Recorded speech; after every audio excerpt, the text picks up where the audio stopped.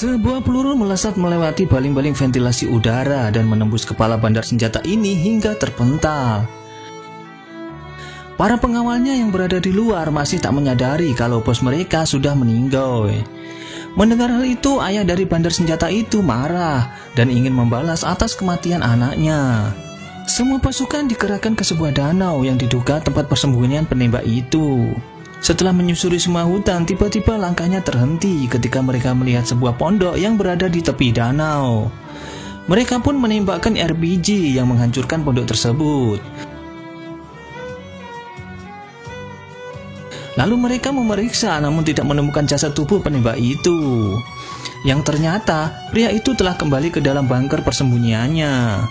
Lalu ia mempersiapkan senjatanya dan membalas serangan ke mereka. Dimulai dengan menembak sebuah bom yang telah ia siapkan, yang membuat para pasukan kocar-kacir dan kebingungan dari mana arah serangan itu. Di persembunyiannya, pria ini menghabisi mereka satu persatu dan pasukan musuh dengan mudah berhasil dikalahkan. Setelah semua musuh tergeletak, pria ini kemudian keluar dari persembunyiannya untuk memeriksa dan tanpa ampun menghabisi pasukan musuh yang tersisa. Kemudian pria itu berjalan ke arah danau untuk mengambil topinya, tapi ia mendapati satu pasukan musuh yang pura-pura mati. Dan pasukan itu memohon agar diampuni dan dijawab dengan senyuman oleh pria itu, kemudian menghabisinya.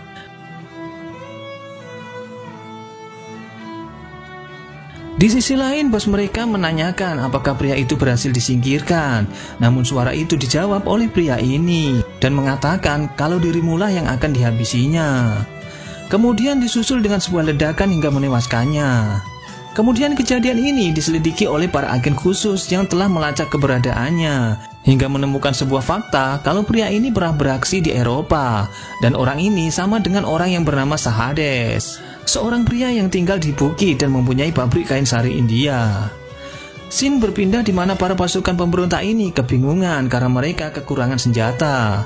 Lalu pasukan perempuan ini diperintahkan untuk menemui pemasok senjata, yang akhirnya tahu kalau senjata mereka telah dikirimkan, namun di tengah perjalanan dihentikan oleh seorang misterius yang menghabisi mereka semua dan merebut senjata-senjata itu. Namun dengan GPS yang sudah terpasang, pasukan wanita ini berhasil melacak keberadaan senjata itu. Hingga ia menyamar sebagai seseorang yang mau bekerja di pabrik ini dan berhasil masuk ke dalam. Kemudian ia mulai bekerja dan di sela-sela pekerjaannya itu, ia melakukan pelacakan di mana senjata itu disembunyikan. Di sisi lain, Pak Menteri yang masih kesal dengan pria itu, ia meminta bantuan kepada gangster dan membayarnya untuk menyingkirkan pria itu. Di persembunyiannya, pria ini bersiap melakukan penyerangan dan dengan bantuan asistennya yang mengarahkan bidikannya.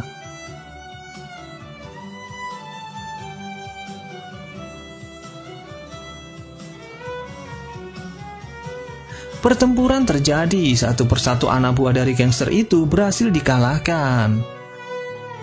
Di sisi lain, sang menteri yang menunggu di luar, ia mengira para gangster itu telah berhasil menghabisi pria itu.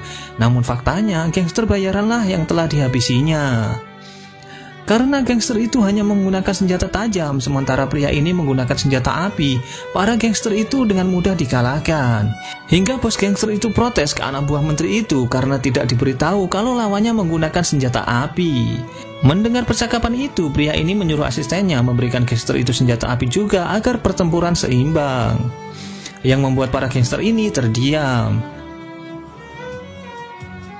Kemudian mereka mengambil senjata itu dan memulai pertempuran. Dengan kemampuan bela dirinya, pria ini berhasil memberi perlawanan dan berhasil melumpuhkan mereka kembali.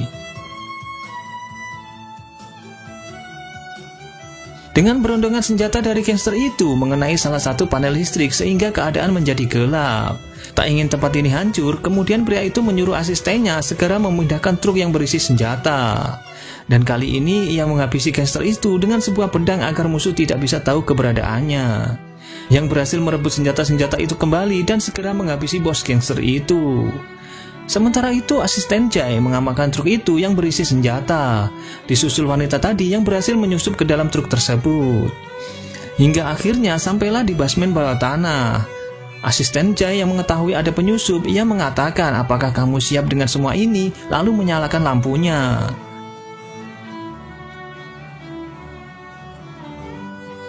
Seketika wanita itu tercengang melihat banyaknya senjata ilegal tersimpan di ruangan itu. Senjata-senjata itu merupakan hasil rampasan dari tangan-tangan pemberontak dan bandar-bandar senjata ilegal.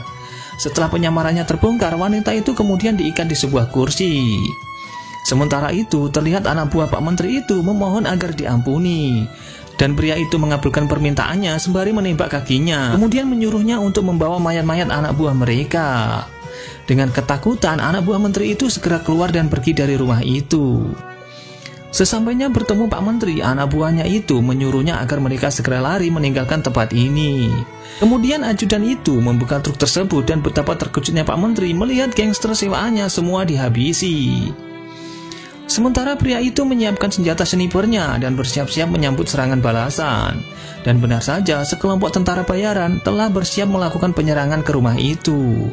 Di sisi lain, dari dalam hutan, kelompok teroris ini yang telah direbut senjatanya juga akan melakukan serangan yang sama. Sementara agen rahasia yang ditugaskan menjadi bingung dengan penyerangan yang akan dilakukan di siang hari. Kemudian ia menghubungi ke pusat agar diizinkan untuk masuk ke rumah itu dan memastikan keberadaan target mereka. Agen itu pun bersiap masuk dengan alat yang sudah disiapkan untuk berkomunikasi dengan pasukan yang berada di luar. Kemudian ia melancarkan aksinya dengan menyamar sebagai teknisi jaringan internet dan bercakap kepada pria itu kalau ia diperintahkan kantornya untuk memasang kabel optik di rumahnya. Namun konyolnya, penyamarannya terbongkar. Sang asisten telah lebih dahulu mengetahui kalau dirinya adalah agen rahasia yang dibuktikan dengan sebuah dokumen yang berisi foto-foto dirinya, sehingga agen tersebut tidak bisa mengelak lagi. Karena sudah terpojok, agen itu mengambil alat komunikasinya untuk mengabarkan kepada pasukan di luar. Akan tetapi, alat itu tidak bisa digunakan di rumah ini, karena rumah itu memiliki peralatan yang lebih canggih. Kemudian agen itu diikat di ruang bawah tanah bersama wanita tadi. Betapa terkejutnya kalau ternyata selama ini ia telah diawasi. Scene berpindah di mana asisten dan pria itu bersiap menyambut kedatangan para pemberontak. Kemudian pria itu mengatur posisinya lalu menyuruh asisten Jay menyalakan alarm bertanda bahaya. Semua warga dan pemilik warung di depan rumah itu kemudian tiarap mencari perlindungan. Melihat ada yang aneh, sang menteri bertanya, yang kemudian dijawab kalau itu tanda bahaya. Bukannya berlindung, Pak Menteri ini malah menyombongkan dirinya kalau ia bukanlah pengecut. Dengan menggunakan formasinya, para pemberontak itu mencoba untuk melompat masuk. Namun sebelum kakinya menyentuh tanah, ratusan peluru melesat yang membuat para pemberontak itu seperti daun berguguran di tanah.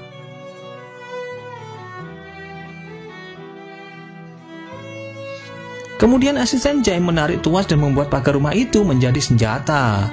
Di mana ketika sniper ini menembakkan satu peluru, maka akan disusul ribuan peluru yang keluar dari pagarnya yang menewaskan puluhan pasukan pemberontak. Melihat hal itu, pusat komando menjadi terkejut dengan persiapan pria ini, sehingga mudahnya ia menghabisi para pemberontak. Sang menteri yang melihat hal itu di hadapannya pun menjadi ciut dan kemudian ikut tiarap bersama pemilik warung. Tak cukup sampai di situ, pusat komando yang melihat pemberontak ini dikalahkan, kemudian memerintahkan pasukannya agar menahan serangannya dan berencana untuk menyerangnya di malam hari. Di sisi lain, pasukan khusus ini yang mengetahui keberadaan pria itu langsung menembaknya dan mengenai bahunya. Melihat hal itu dijadikan kesempatan buat pasukan khusus ini untuk merobohkan pagar rumahnya menggunakan bom. Pasukan teroris yang melihat hal itu kembali masuk dengan sisa pasukannya. Sementara pasukan khusus ini memerintahkan untuk menahan serangan karena ia curiga ada sesuatu yang sedang dipersiapkan pria itu. Dan tiba-tiba keluarlah sebuah kendaraan tempur yang menghalau pasukan itu dan pertempuran pun terjadi.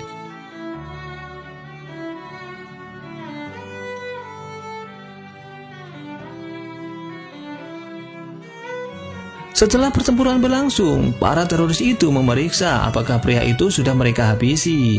Namun tak disangka mereka malah dilumpuhkan dan berhasil merebut senjatanya, hingga senjata itu digunakan sebagai perisai. Satu teroris lagi berhasil dilumpuhkan dan kini ia memiliki shotgun di tangannya untuk menghabisi para teroris itu. Setelah mereka berhasil dikalahkan, kini tiba saatnya memberi pelajaran ke bos mereka dengan menjatuhkan sebuah granat di mulutnya. Mengetahui para teroris itu telah gagal, kini saatnya para pasukan khusus bersiap menyerangnya dari atas helikopter. Sementara pria itu bertahan dan berlindung di balik perisai buatannya. Saat pasukan khusus ini mengisi pelurunya, kesempatan itu dimanfaatkan oleh pria itu untuk menyiapkan senjata canggihnya. Dan kejutan, Pria ini mengangkat tangannya, sebuah patung dewa raksasa itu pun ikut mengangkat tangannya, yang membuat para pasukan yang ada di situ tercengang dan masih bingung dengan apa yang akan terjadi. Dan setelah itu barulah ia menyadari kalau itu sebuah senjata, yang membuat para pasukan yang akan menyerangnya terdiam seketika. Ribuan peluru keluar dari jari-jari tangan dewa itu hingga membuat para pasukan berlari mencari perlindungan. Yang kemudian pria itu mengarahkan senjata itu ke helikopter yang membuatnya terjatuh dan disaksikan dari pusat komando. Mereka tak menyangka kalau pria ini sudah menyiapkan berbagai serangannya. Kemudian pria itu mengangkat pagarnya dengan sekuat tenaga yang pertanda ia sudah menang dan menatap tajam ke pasukan itu sembari mengusirnya. Karena situasi yang sudah terdesak, pasukan itu melaporkan ke pusat komando kalau mereka meneruskan serangan itu, mereka semua akan mati. Dan jika mereka pergi, mereka akan kalah. Dan hanya ada satu pilihan, yaitu serangan udara yang berarti dibom.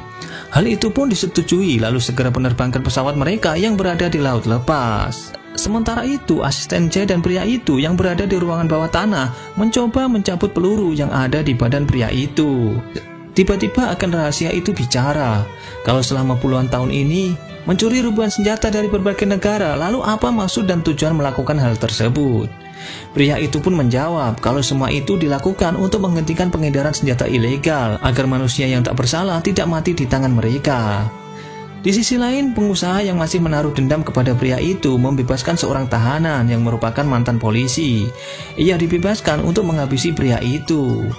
Setibanya di rumah itu, mereka langsung bertarung. Hingga akhirnya sebuah pukulan mendarat di dada laki-laki itu yang mengakhiri pertarungannya. Kemudian pria itu mengatakan kalau aku tahu maksud kedatanganmu ke sini, yang dendam atas kematian anak gadismu.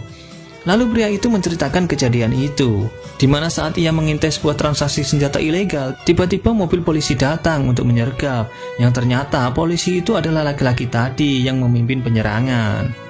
Karena di antara mereka berdua sudah ada kesepakatan, pria itu menghalangi polisi itu dan memberi tembakan peringatan karena ia tahu kalau polisi itu adalah ayah Suhana yang merupakan anak murid dari istrinya. Para teroris itu pun berhasil melarikan diri hingga menjadi sebuah bencana di mana para teroris itu menyerang tempat les istrinya hingga menewaskan Suhana dan istrinya. Polisi itu pun larut dalam kesedihan yang sudah kehilangan anak kesayangannya. Hingga ia marah dan menghabisi semua anak buah teroris itu yang masih menggunakan seragam polisi. Akibat tindakannya itu, ia harus dicopot secara tidak hormat dan dipenjara dalam waktu yang cukup lama. Setelah menceritakan kejadian yang sebenarnya, pria itu kemudian mendatangi polisi itu dan mengatakan kalau kita sama-sama kehilangan seorang yang kita cintai. Ia pun menceritakan kalau sebenarnya anak dari istrinya berhasil selamat dari serangan itu. Dan kini ia tumbuh besar di Eropa dan hanya berkomunikasi lewat telepon saja.